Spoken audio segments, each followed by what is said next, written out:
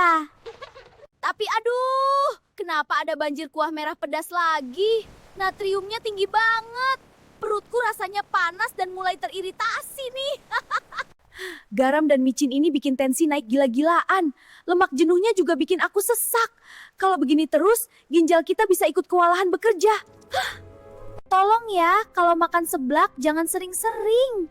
Tambahkan sayur dan protein biar aku nggak kerja sendirian melawan serangan pedas ini.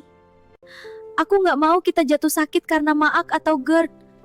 Sayangi aku seperti aku menyayangimu. Masa depan kesehatan kita ada di piringmu. Tag temanmu yang hobi makan seblak tiap hari.